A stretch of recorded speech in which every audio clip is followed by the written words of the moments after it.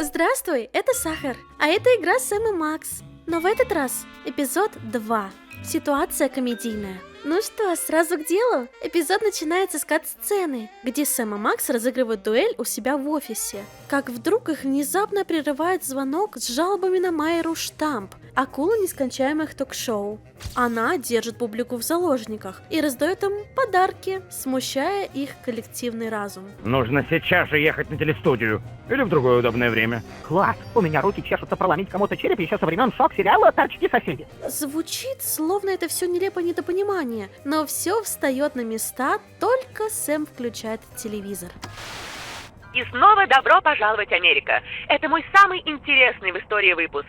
Наш 3,5 день в эфире. Не пропустите замечательных гостей следующего часа. Кроме того, каждый в студии получит пожизненный запас немолочных сливок. Мы не хотим немолочных сливок, мы хотим спать! Да, понятно. Вы были в восторге, когда я раздавала машины, потом оплаченные путевки, потом домашние кинотеатры, но теперь, когда я столько сделала и стольким пожертвовала, вы хотите спать? Такие вы эгоисты, да? Что я не делаю, вам мало? Может мы начнем употреблять немолочные сливки когда-нибудь?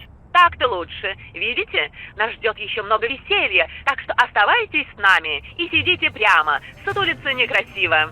Все выпрямили спинки? Молодцы! Перед тем, как выйти расследовать дело, давайте послушаем записи сообщений, из которых ясно, что Сибил опять решила сменить профессию. Теперь она журналист. А еще мы узнаем, что Макс... Снова застрял на карнизе. Сэм, ну быстрее, мне нужно в туалет. И здесь родительский комитет, у них плакаты.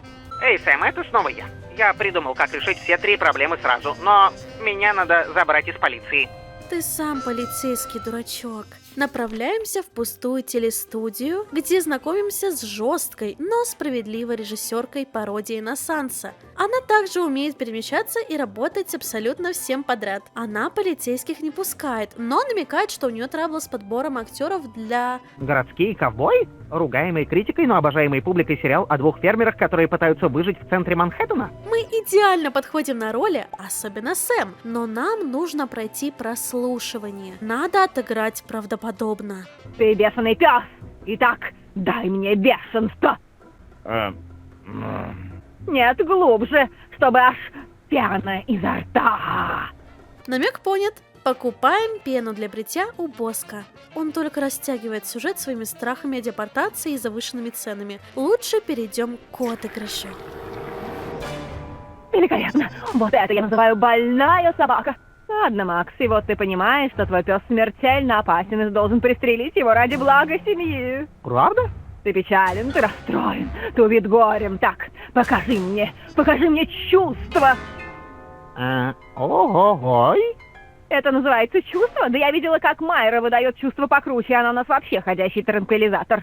Я сказала: горе, покажи мне горе, горе!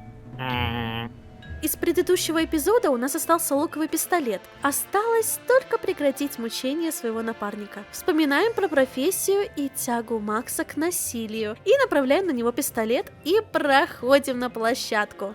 Мы приняты? Так как весь персонал работает у Майры, внутри мы встречаем только реквизиты и готовые локации. Игра не дает нам сразу перейти к делу, поэтому мы вынуждены согласиться на условия Майры, чтобы поучаствовать в ее шоу, а именно доказательство взрывной звездности. А я недавно взорвал общественный сортир. Очень нелогично, но вы должны были знать, за кого вы играете. Да, у вас есть вариант потребовать отпустить заложников, но в ответ мы получим объективную ответную претензию. Заложники? Это мои гости. Знаете, если меня что и раздражает, это современный комплекс жертвы, насаждаемый СМИ. Ох, публика Майры получила по микроавтобусу. Где же им теперь всем парковаться? Бэ. Я знаю, о чем ты, Майра. Я сам постоянно всем говорю. Да какое это пулевое ранение? Это хороший повод заменить кровь на новую.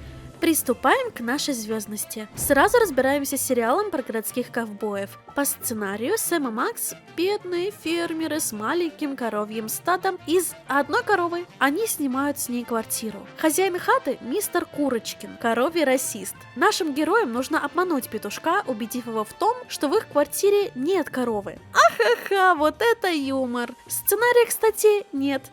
только импровизация. Итак, хватаем абажур и тарелку со стола. На корову быстро надеваем абажур, типа это поварской колпак. И к нам вырывается петушок с расспросами. Кто это у нас в гостях? Отвечаем, что повар из Франции. Так совпало, что мистер Курочкин любит французскую кухню, а тарелка нам понадобится для того, чтобы приготовить коровью лепешку. И да... Вы правильно поняли. Мистер Курочкин на ваших глазах клюет дерьмо. Теперь у нас есть кассета к портфолио, но этого мало. Идем в соседнюю локацию, где снимают другое, совсем новое шоу «Позорный истукан», где снимаются наши старые знакомые, 3 шипучки. Есть дилемма, не хватает судьи, однако это легко исправить. Макс дико хочет поучаствовать, и ему, черт возьми, идет. Глазейка, в свою очередь, участвует в шоу в качестве жертвы и поет песню о том, какой он голубой. Знайке нравятся его высокие ноты. Лейка голосует только потому, что тот его брат. А Макс голосует за Сэма. Надо подкупить судьи, а то у них родственник в участниках. Узнаем, что у Лейки Даре, а его братья об этом забыли. Не проблема. Направляемся за тортом в готовку без подглядок. Кулинарное шоу о типичной холостяцкой кухне, без фруктов, без овощей и вообще без полезных ингредиентов. В этом шоу мы берем случайные специи, едва съедобные продукты и готовим блюда за считанные секунды. Сегодня вместо Кока-наливайка в нашей студии эти двое. Давайте, вперед! Привет и добро пожаловать. Спасибо, Сэм. Быть здесь для меня восторг. Да я не тебе, балда, я публике. Оу, здравствуйте, преданные фанаты. Помните, я в телевизоре по одной причине. Я лучше вас. Но нас ждет зверская готовка, так что приступим к делу. Настало время выбора, и я выбираю... Щепотку другую в выделении вамбата. Убедитесь, что они сырые на ощупь. Вамбаты, а не выделения. Не пожалейте и сала. Правильно? Если в саламандре не будет сала, останется только мандра. Ты прав, Макс. Конечно, понадобится и пара капель геля для волос. Не волнуйтесь, холостяки, если использовать его только в готовке, никто вас бабой не назовет. Не забудьте запачкать торт кетчупом. У Лейки на него аллергия.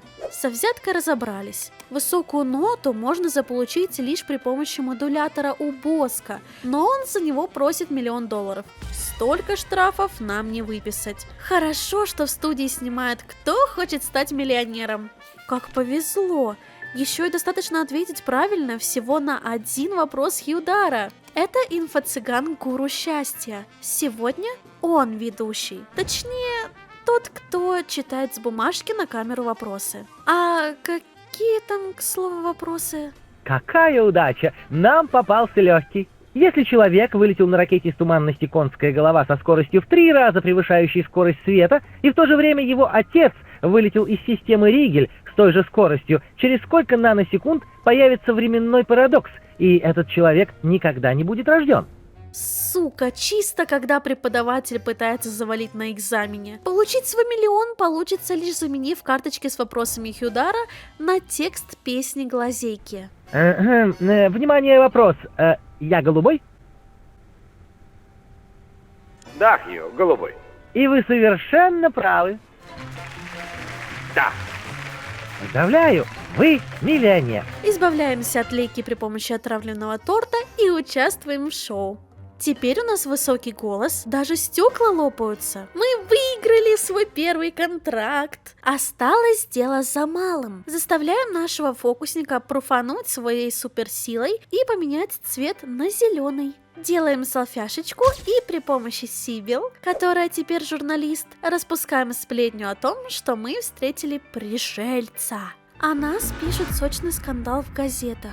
Наконец мы достаточно зазвездились. Майра может нас впустить погреться в лучах ее славы. Однако на столе стоит больно подозрительный Мишка.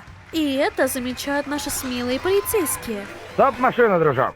Этот медведь выглядит более чем стрёмно, выражаясь гипнотически. Стрёмнее задница толстяка.